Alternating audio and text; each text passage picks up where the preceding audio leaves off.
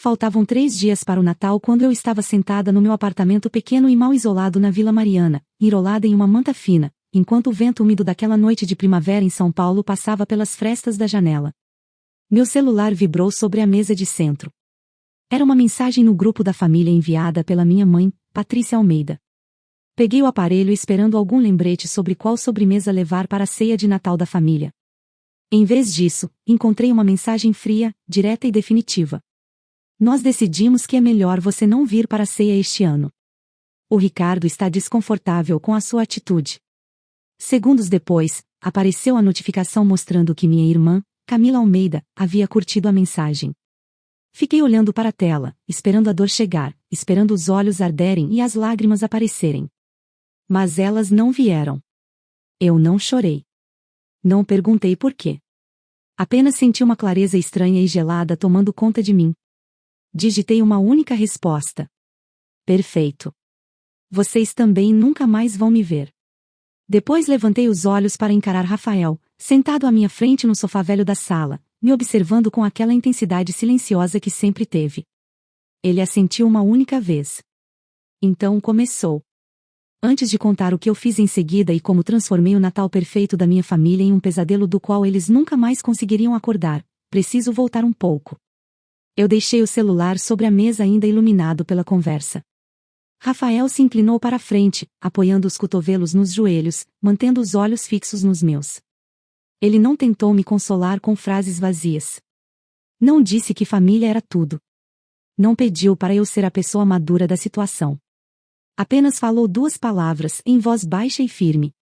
Está na hora. Olhei para ele de verdade. Para minha família, Rafael era apenas um namorado quieto que dirigia um Corolla antigo e quase nunca falava durante os almoços de domingo. Eles enxergavam um homem sem importância. Eu enxergava o homem que me segurou durante noites inteiras enquanto eu tremia depois dos ataques de Ricardo. O homem que, silenciosamente e de forma metódica, me ajudou a construir uma fortaleza ao redor da minha vida enquanto minha própria família tentava destruí-la. Levantei do sofá, deixando a manta cair no chão. Caminhei até o armário e puxei a capa de roupa que escondi no fundo havia 3 meses. Não peguei mala de viagem. Eu não estava me preparando para fugir. Eu estava me vestindo para uma guerra. Tirei o vestido da capa. Era elegante, profissional, num tom verde esmeralda profundo que fazia parecer que eu mandava em qualquer ambiente onde entrasse, e não que estivesse pedindo desculpas por existir. Rafael foi até o quarto e voltou usando um terno aparentemente simples, mas eu conhecia bem demais aquele tipo de simplicidade. O corte era impecável, o tecido escuro e caro. Ele colocou os óculos que só usava quando estava trabalhando em negociações importantes. E, de repente, o namorado quieto desapareceu. No lugar dele surgiu alguém perigoso. Nós não trocamos nenhuma palavra enquanto nos arrumávamos. O silêncio não era pesado. Era concentrado. O silêncio de soldados conferindo as armas antes de entrar numa batalha. Enquanto dirigíamos rumo ao condomínio de alto padrão em Alphaville, vendo as luzes da cidade passarem borradas pelas janelas do carro, minha mente voltou ao passado. Eu pensava no motivo de tudo aquilo. Por que eles escolheram Ricardo? Por que meus pais olharam para um homem que deixava marcas roxas nos meus braços e enxergaram nele um filho, enquanto olhavam para mim e viam um problema? Lembrei da noite em que cheguei em casa com um olho roxo, entrando tropeçando na cozinha do apartamento dos meus pais nos jardins, implorando ajuda. Minha mãe me olhou não com horror, mas com irritação. Disse que eu devia ter provocado Ricardo. Disse que ele estava sob muita pressão como diretor executivo da empresa da família e que eu precisava ser mais compreensiva. Naquela época eu acreditava que eles estavam cegos.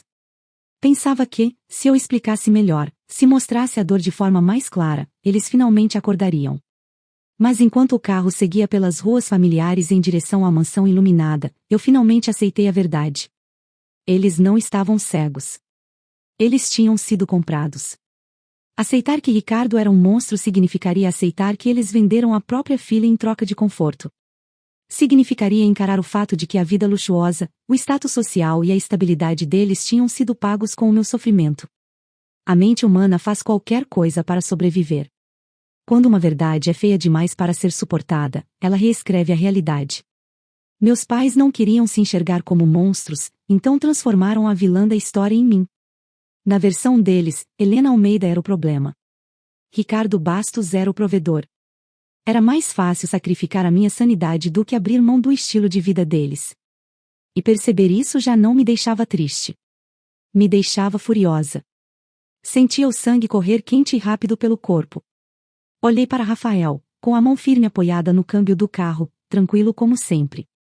Naquela noite nós não íamos implorar por um lugar na mesa deles. Nós íamos tomar posse dela. Chegamos diante dos portões altos do condomínio em Alphaville, e o cascalho estalou sob os pneus do Corolla antigo de Rafael. Para qualquer pessoa de fora, aquele lugar parecia um sonho. A mansão enorme em estilo neoclássico estava iluminada por luzes douradas suaves, com guirlandas sofisticadas em cada janela e uma árvore de Natal gigantesca ocupando 2 andares inteiros do hall de entrada. A garagem parecia exposição de carros importados, cheia de SUVs de luxo e esportivos alemães brilhando sob as luzes da fachada, como prova do suposto sucesso da família Almeida. Mas, enquanto eu olhava para aquelas colunas brancas impecáveis, não enxergava um lar. Eu enxergava uma empresa de fachada. Enxergava um monumento construído sobre sonegação fiscal e empréstimos obscuros. Uma estrutura bonita escondendo algo podre que estava prestes a desmoronar. Subimos os degraus da entrada enquanto o ar fresco daquela noite de dezembro batia no meu rosto. Era possível ouvir o som abafado das conversas e o tilintar delicado das taças vindo de dentro. Eu não bati na porta. Apenas a abri e entrei. A conversa morreu instantaneamente. Foi como se alguém tivesse desligado a energia da casa. O quarteto de cordas posicionado próximo à escada principal chegou a parar no meio da música. Dezenas de rostos se viraram ao mesmo tempo. Primos, empresários, vizinhos, amigos da família, pessoas que passaram anos ouvindo histórias sobre como eu era instável e problemática me encaravam como se estivessem vendo um fantasma. Minha mãe, Patrícia, foi a primeira a se mover. Ela não veio me abraçar. Marchou na nossa direção com os saltos ecoando agressivamente pelo piso de mármore, o rosto travado numa mistura de pânico e raiva. Segurou meu braço com força, as unhas afundando no tecido do vestido, e sibilou numa voz baixa o suficiente para não chamar a atenção dos convidados importantes, mas alta o bastante para cortar como faca. O que você está fazendo aqui? Nós mandamos você ficar longe. E por que trouxe ele? Ela lançou para Rafael um olhar de desprezo absoluto. Para ela, naquele terno discreto e com o jeito silencioso de sempre, ele não era nada. Um borrão inconveniente na perfeição cuidadosamente construída da família.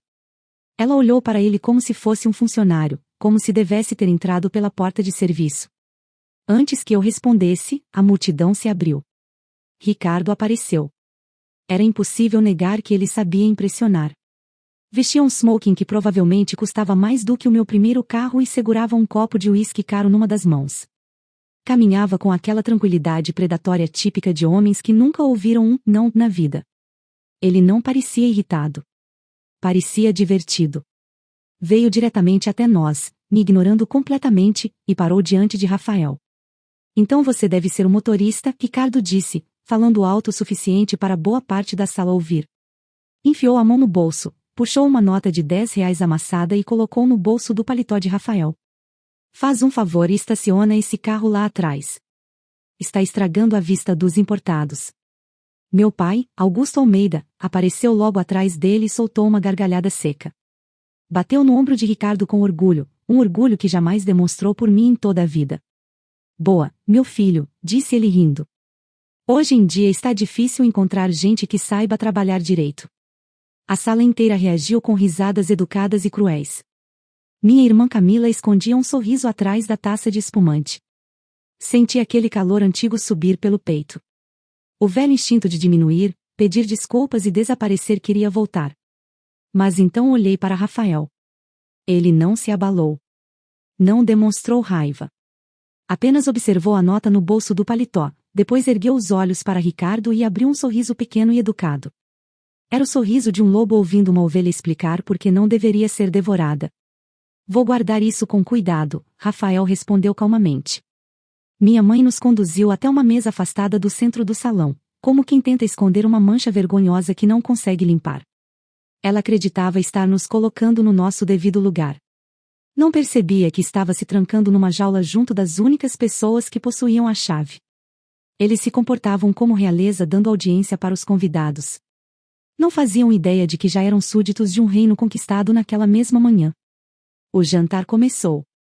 Garçons de luvas brancas circulavam silenciosamente pelo salão servindo medalhões ao molho madeira e acompanhamentos sofisticados para pessoas que haviam vendido a alma para sustentar aquele luxo. Eu não toquei na comida. Apenas observei.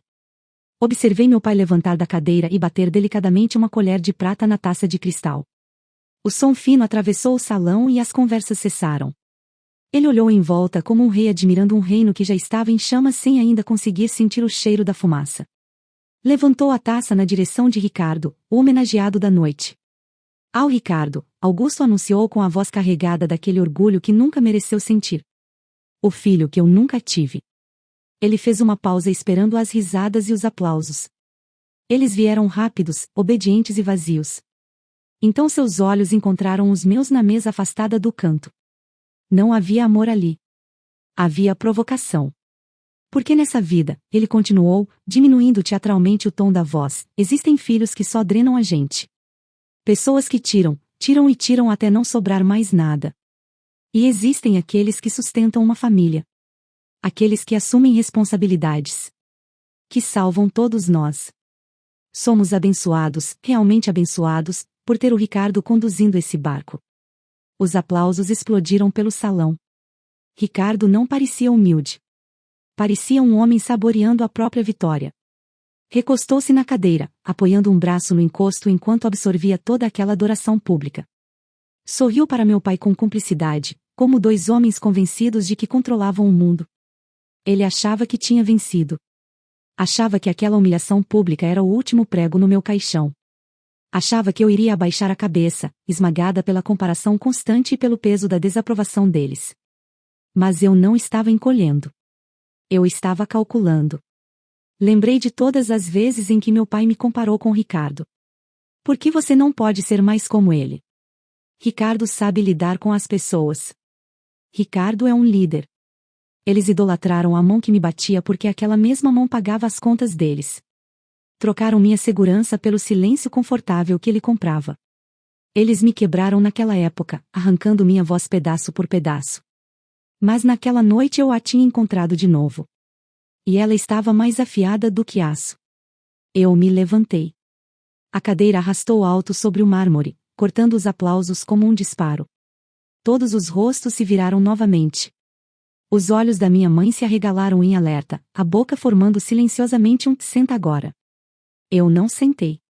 Projetei a voz até o fundo do salão. Ele é o salvador porque pagou as contas de vocês, pai? Perguntei num tom quase casual, perigosamente calmo. Ou porque sabe da fraude fiscal? O silêncio que veio depois foi pesado, sufocante. O tipo de silêncio que nasce quando dezenas de pessoas prendem a respiração ao mesmo tempo. O rosto do meu pai perdeu a cor num instante. A taça de vinho tremia na mão dele, fazendo o líquido balançar perigosamente perto da borda. E então começou o teatro. Foi quase impressionante perceber a velocidade com que eles mudaram de postura. Era reflexo. Um mecanismo de defesa treinado durante décadas. Minha mãe levantou tão rápido que derrubou o guardanapo no chão. Ela está surtando, Patrícia gritou, a voz aguda carregada de pânico. Virou-se para os convidados, mexendo as mãos desesperadamente, implorando silenciosamente para que ignorassem o que eu dizia. É exatamente por isso que ela não foi convidada. Helena está tendo outra crise. Está imaginando coisas.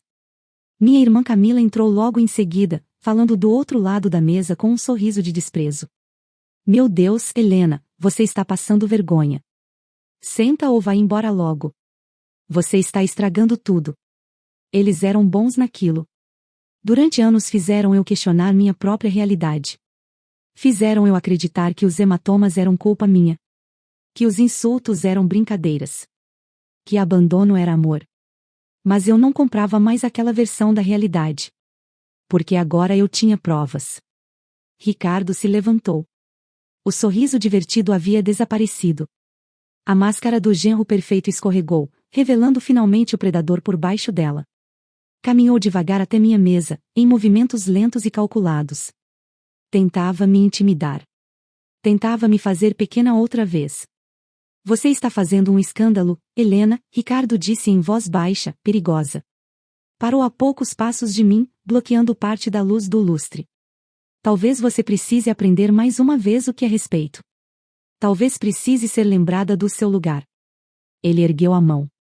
Foi um movimento discreto. Apenas uma mudança mínima no ombro. Um reflexo quase invisível. Mas eu conhecia aquele gesto. Conhecia o peso daquela mão.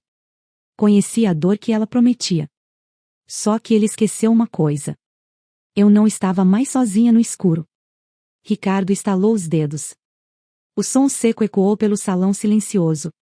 2 seguranças corpulentos de terno mal ajustado, que aguardavam próximos à entrada, avançaram imediatamente. Tirem os 2 daqui, Ricardo ordenou sem sequer olhar para eles, mantendo os olhos presos em mim com aquele olhar frio e morto. E se ela resistir, arrastem. Foi naquele instante que o ar da sala mudou. Não fui eu quem se moveu. Foi Rafael. Ele não avançou de forma agressiva. Não gritou. Apenas se colocou entre mim e Ricardo num movimento fluido e treinado, como uma porta pesada se fechando contra uma tempestade. Levou a mão ao bolso interno do paletó, o mesmo bolso onde Ricardo havia colocado a nota de R$ 10, e tirou os óculos de armação fina. Colocou-os calmamente no rosto. Era um gesto pequeno. Mas a transformação foi absoluta. O namorado quieto desapareceu completamente. No lugar dele surgiu um homem com a presença de alguém capaz de comprar e vender todos naquela sala antes do café da manhã. Um dos seguranças estendeu a mão em direção ao meu braço. Rafael nem olhou para ele. Apenas levantou uma das mãos, palma aberta, sem virar a cabeça. Encosta nela, Rafael disse numa voz mais grave, pesada como chumbo, e você responde processo por agressão antes mesmo do próximo salário cair na conta. Isso se a empresa de vocês ainda existir até lá. O segurança congelou. Ricardo piscou, e por uma fração de segundo o desprezo dele vacilou. Quem você pensa que é? Ele disparou. Você é empregado. Conheça o seu lugar. Meu lugar. Rafael sorriu. Não era um sorriso gentil. Era o sorriso de um tubarão cercado por peixes dourados. Ele abriu calmamente a pasta de couro que carregava e tirou um único cartão de visitas grosso e elegante. Deslizou o cartão sobre a toalha branca da mesa até ele parar exatamente ao lado do copo de uísque de Ricardo. Eu não sou motorista dela, Rafael respondeu com a dicção limpa atravessando o salão inteiro. Meu nome é Rafael Monteiro. Sócio-diretor do escritório Monteiro e Barros Consultoria Empresarial. Nós somos especializados em aquisição de ativos problemáticos, reestruturação financeira e liquidação de patrimônio empresarial. Um murmúrio atravessou o salão. Até os parentes mais afastados reconheceram o nome do escritório. Monteiro e Barros não cuidava de causas pequenas. Eles desmontavam empresas inteiras. Ricardo encarou o cartão e perdeu a cor. E neste momento, Rafael continuou, eu atuo como representante legal da atual detentora da dívida vinculada ao imóvel onde vocês estão neste instante. Detentora da dívida, meu pai repetiu, levantando tão rápido que a cadeira caiu para trás. Do que você está falando? Essa casa é minha. Eu construí isso. Não, pai, eu disse. Abri minha bolsa e puxei a pasta vermelha grossa que carregava comigo desde o carro. Joguei sobre a mesa. Ela caiu ao lado da travessa principal com um impacto pesado e seco. Você não construiu isso. Você escondeu isso. Olhei em volta, elevando a voz para que todos os convidados ouvissem. Meus pais abriram uma holding de fachada para esconder essa mansão da Receita Federal e mascarar patrimônio. Eles achavam que eram inteligentes. Mas para manter esse padrão de vida, continuar comprando carros importados e bancando festas como essa, precisavam de dinheiro. Então fizeram empréstimos privados abusivos, com juros absurdos. Voltei os olhos para Ricardo. Empréstimos que ele intermediou. Ricardo parecia prestes a passar mal.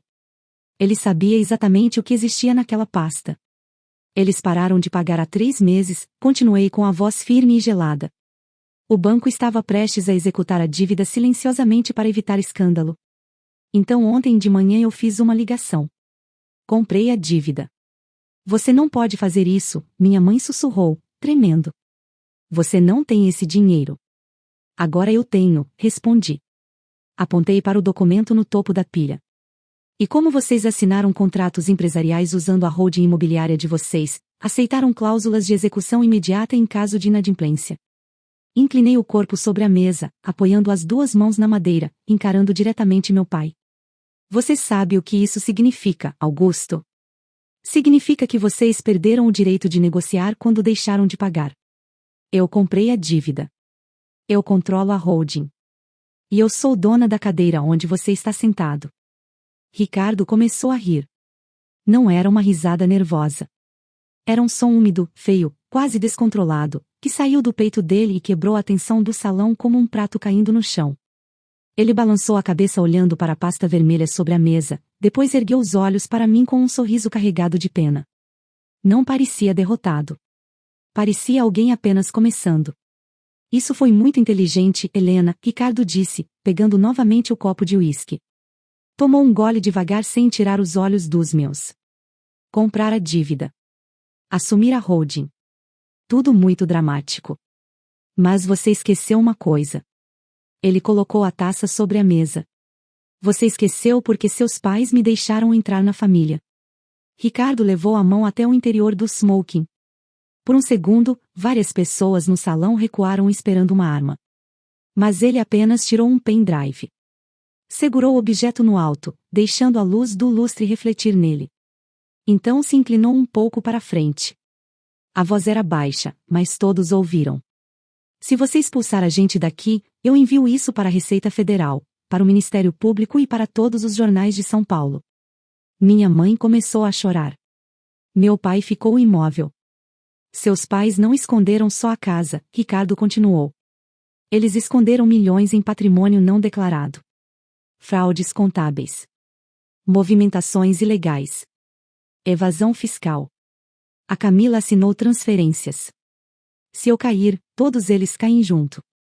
Ele deu mais um passo na minha direção. Então chama a polícia. Expulsa a gente daqui.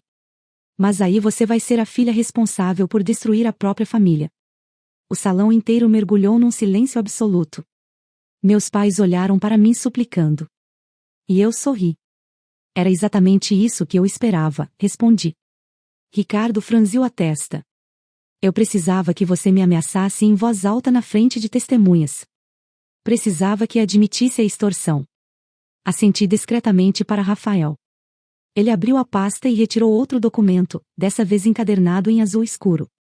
Documento número 2, Rafael anunciou calmamente. Último testamento e declaração patrimonial de Dona Beatriz Almeida. Meu pai piscou confuso. Minha mãe morreu sem dinheiro nenhum, ele gaguejou. Não, eu respondi. Ela morreu sendo inteligente. Rafael abriu o documento.